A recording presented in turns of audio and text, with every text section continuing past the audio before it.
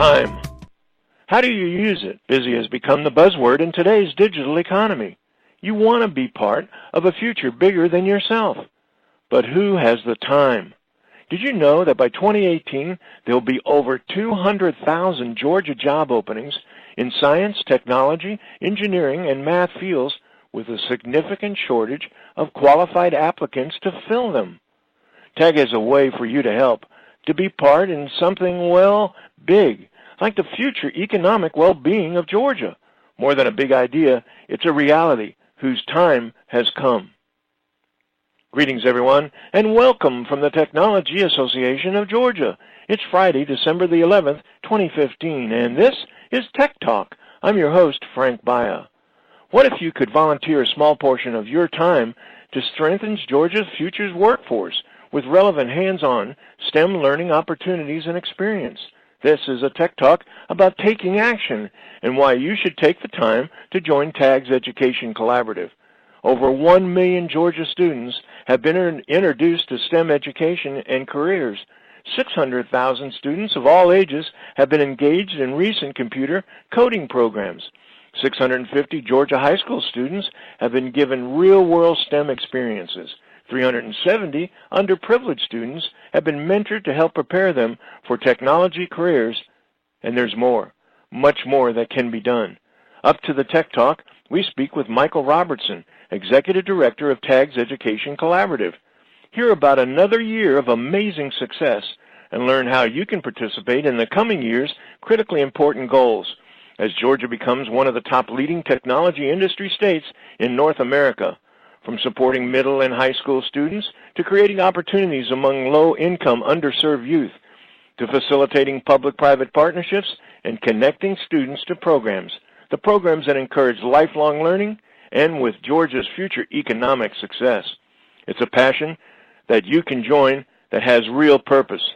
Up to the Tech Talk, TAG Education's Collaborative, strengthening Georgia's future workforce, as we talk with its Executive Director, Michael Robertson. This edition of Tech Talk is brought to you by GlobalSpeak.com, new media consultants, corporate video and audio communications, video and audio production and distribution, live and virtual event production. TAG TV and TAG Radio is a service of GlobalSpeak.com, creatively delivering powerful marketing, video, and audio solutions. Michael, welcome to Tech Talk. Well, thanks, Frank. Good to be with you. 2015, crazy successful year for TAG. I think without question what you guys are doing at the foundation are equally as strong in terms of a lot of accomplishments, a lot of goals that were set out to that obviously are successes independently, but are structured for, I think, an overall strategy. So let's kind of cover a little bit about TAG Eds and talk a little bit about 2015 as it relates to some of the things that occurred this year. Sure, be happy to. You know, I think as we went into 2015, we saw it as a year of growth and a year of opportunity. And as we talk about the impact that we've had over the past year, it's really helped propel us into some exciting plans for 2016. But let's just talk about 2015 as a whole. Mm-hmm. As you will remember, we have a strategy that we call Feed, Foster, and Accelerate. The concept of Feed is feeding information to parents, teachers, students, administrators about technology careers and why STEM education is important. We started in May with STEM Day. We had over 625,000 students around the state of Georgia participate in STEM Day and just do something STEM related in their classroom. Always blows me away. Whenever you throw those numbers out, they just get bigger and bigger each year, and every time Isn't that great? It just blows me away.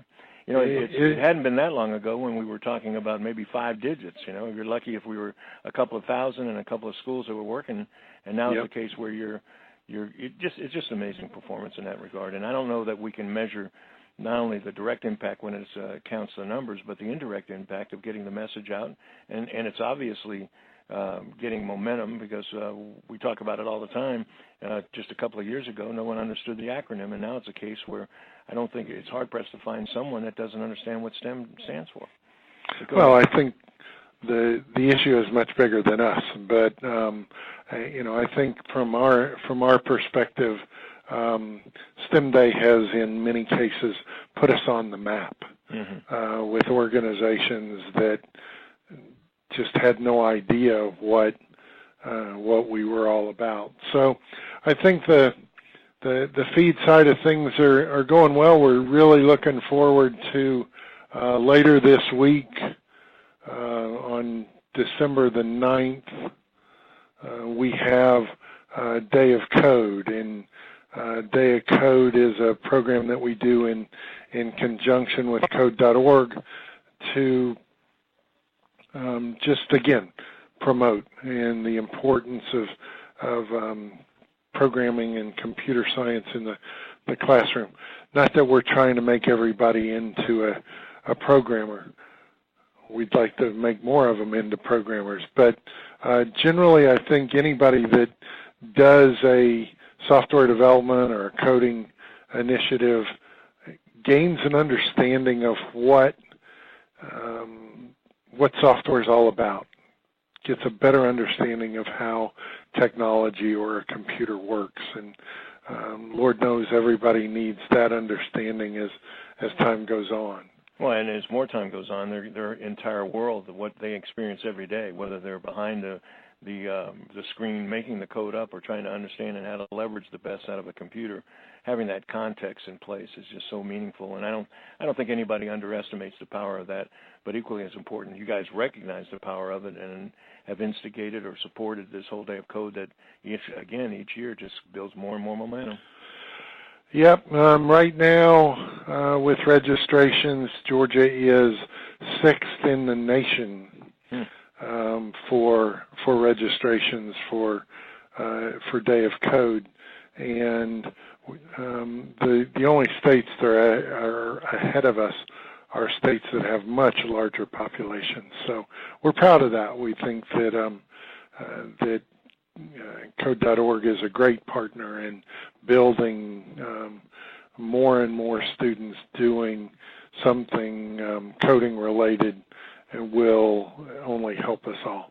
And it's a program, Frank, that has lesson plans for students from 6 to 106. So anybody can go in at code.org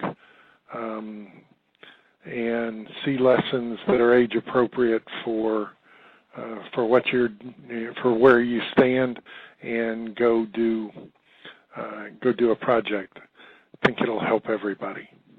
So we're excited about that. Let's talk about some of the other achievements. I mean, I know the record just goes on and on. 600,000 students as far as the computer coding programs on a spread basis. But let's talk a little bit about some of the intern program. I know that it's going so well that you've got students that are anxious to get placed in companies and need to kind of get the idea of you and I last year talked about. I can't think of his name off the top of my head, but Skip, is it? The fellow from Food Finder that started out as an intern and turned out to be an Excalibur winner. Talk a little bit about the intern program. So the internship program, we just finished our 7th year in 2015. It's a summer internship program. We start with the company in defining projects that a high school student can accomplish. We work with, we had over 1,200 students apply. So it's a wonderful opportunity for a company to connect with some of the best and brightest students out there. The internships, because we define projects up front, give students real-world experiences and often change lives and change perspectives for students.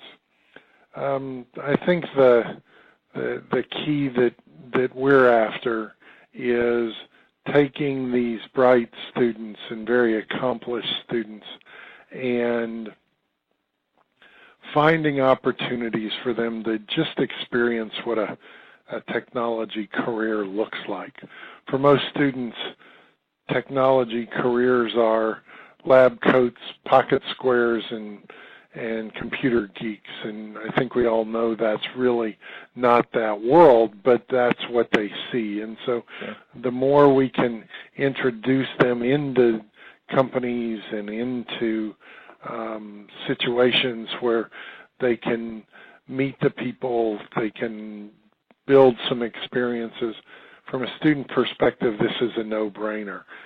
It's working in a field that they're interested in. It's only a portion of their summer. They work on very specific projects, so it's not a, oh no, here comes that kid, what are we going to do with them kind of internships. It's real work, and the students that we have appreciate that. And at the end of the 5-week internship, the student gets paid $1,000. So from a student perspective, it's a great thing. No small thing is the internship stipends and the technology scholarships. I mean, those are something else. Maybe a lot of our listeners don't realize that TAG's involved in awarding those kind of things. Maybe go into a little bit about that. So one of the things that we've recognized is the absolute value and the crucial nature of students working not only in large companies where paying $1,000 stipend is a no big deal, but also in nonprofits and startup organizations where $1,000 is a lot of money. And so our board has gone out and raised a scholarship fund, if you will, where we work with startups and nonprofits, and we cover a portion of the cost of the program for companies. We will not do it for a company to get a student for free. We think that it's better for the company to have some skin in the game. But for those where the actual cost of the program is $1,250, student gets $1,000 of that. In situations where that is a lot of money, we have stipends that will help, or scholarships that will help cover a portion of that cost, so that we can get students in there. I can tell you that for some of the listeners, they've already done it and will probably do it again because it's such a good return on investment for so many reasons. And if you're listening to some of this message and have an interest in terms of an intern coming around, there's plenty of opportunity. So you're going to want to make contact with Michael and the guys at Tag Ed as far as that is concerned. Let's kind of turn the light a little bit further along and talk about 2015 some more. Some other things that you'd like to bring up? So I think one of the exciting things that we've done for the last couple of years, we've done a program focused more on the underserved student.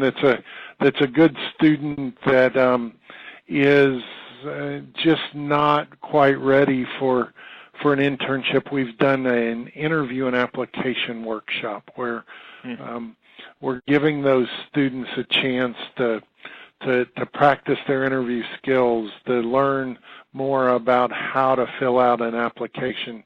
And I think the third module is one of the best. We call it a reality check roundtable. It's taking one of our business leaders, putting him in a room with students and having conversations about what is it that you want to do. What are you doing to prepare yourself? What are you going to do if that doesn't work? How are you going to pay for it? Those kinds of conversations, for most of these students, it's the first time any adult has ever taken much of an interest in them. So that program has been fantastic and really helps us get some of those underserved, best and brightest students ready for an internship.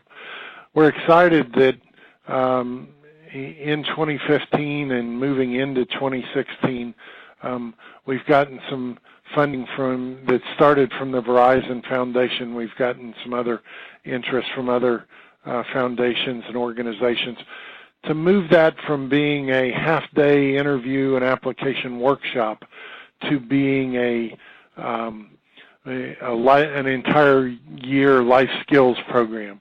We're calling it Change Your Trajectory, and it's taking the interview and application workshop and building on that with more skills, more training, giving those students more exposure outside of just the internship program to help them really get ready for a technology career. No, real world experience, obviously. I mean, and that's the part that I think any of us that have been involved with Tag Ed, these aren't, again, esoteric type efforts. These are going in and finding out what needs to be done and then figuring out a way to do it. And it's taking, as you're pointing out, when we think about something like, as you were talking about the interview program, I was thinking it's kind of like Shark Tank in reverse or something similar to it. Yeah, it is. You get a real experience to get tough questions, and when the next time they go out in front of a real interview, they're going to feel comfortable in coming up or have the courage to be able to answer the question because they've kind of been through it. So that's really great. And Frank, let me give you a real life example that I think will help the listeners really see the value of a program like Change Your Trajectory. We did an interview workshop at one of the City of Atlanta public high schools. We had a young lady come through that participated. She was very active in participating. It was a Saturday morning. She was one of the first people there.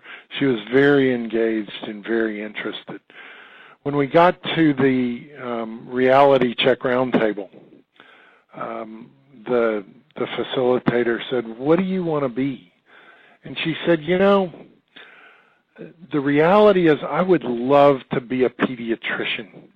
I think that I am smart enough. I think I have a lot of the skills, but people from my neighborhood don't go become doctors. So I think what I'm probably going to end up being is a worker at a pre-K center, an early childhood center. She had no concept of anything in between. And I think what we're trying to do at Change Your Trajectory is say, first of all, for some of you, there is a path that will get you to being a pediatrician or whatever it is. But that doesn't mean that there aren't 100 paths in between that can take you out of your current circumstance, make you into a very accomplished person. And those are the kinds of discussions and kind of programs that we think this Change Your Trajectory will help. It's giving people exposure, these students exposure to the other things that they can do. Well, again, going back to our listeners and citing the fact that so many talk about purpose-driven opportunity, jobs even now they're saying that some of the people that are looking, the real powerhouse programmers, don't just care about money. They want to work for an organization that's doing something good. What's a better organization doing something good than Tag Ed? If you want to get involved in some of these activities, again, this isn't a telethon, if you will, and asking for money, but we are saying that you are stakeholders. If you're a member of TAG, you're already contributing in a lot of ways to Tag Ed already. Get involved, because that's the other side, and that volunteers always make a difference without question. And especially some of these programs are just, when I hear you talk, it just makes me feel good. I can only imagine it makes you feel really great to know that some of these things, again, started from absolutely nothing and have grown to be really, really impactful. Let's talk about, time is kind of quickly turning against us, but let's close out 2015 and take maybe a quick look at 2016. Sure, I'd love to. I think as we've been in a strategic planning effort the last couple of months and working on what we've come to call the What's Next plan. Mm.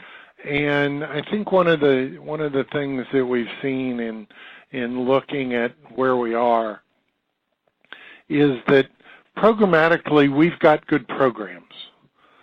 They work. They advance the mission of Tag Ed. They give students real-world hands-on experiences, they're great.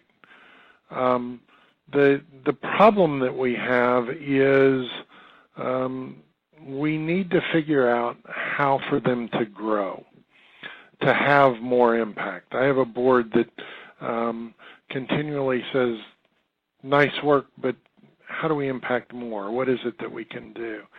And so this What's Next plan is a 5-year strategy with 1, 3, and 5-year goals, looking very specifically at, from a programmatic standpoint, yes, we want to grow, but the real place that we need to put effort the next few years is in what I've come to call our infrastructure. We're a best-kept secret. How do we market ourselves better? If we want to grow from the 160 internships that we've made this year to 500 or 1,000 internships in the future, we have to figure out a new way of doing it, using technology more. We need to, it's interesting you introduced this idea with people volunteering. It's clear that we need to do more to engage volunteers to help us advance our cause and help get these students ready for technology careers. We're all going to need them. Anybody on this radio that's trying to hire now and struggling, which is just about everybody I talk to, it's only going to get more acute unless we get more students in the pipeline, and that's what we're trying to do. Well, and we talk about give forward. I mean, what better way to give forward than to talk to the next generation or maybe the next 2 or 3 generations in terms of these programs? Because as you mentioned, I know that TAG's goal is to make Georgia higher than 5th, but certainly the 5th leading state in the United States, North America, as well as technology is concerned. There's only one way that's going to happen. It isn't just about the companies. It's about the people. And sadly, the frustration in many cases is there isn't really enough good people to fill the jobs that are being created. And so it's a catch-22, but the solution lies at TAG Ed. So once again, great job in 2015, continued success in 2016. And again, Michael, if you will, I guess the best way to make contact if you want to learn more or get involved is to contact you at TAG, but also go on the TAG website and just go under TAG Ed, and I'm sure there's plenty of information for them to get involved. So our website is tagedonline.org. If anybody's interested in programs and opportunities for their students, we have a new site that we really haven't even talked about called stemreach.org, where people can go in. We've identified 75 partners this year that have STEM-related programs, and you can go search that database to understand more. I think the key with all of this is we need our students to understand what technology careers look like, and the better we can do in giving them opportunities, the better off we're going to be. Great message to close on, Michael. Thank you again for all that you do and have done over the years, and certainly another successful year in 2015, but best wishes and great success for 2016, and thank you for taking a couple of minutes to join us today on Tech Talk. My pleasure. Thank you, Frank.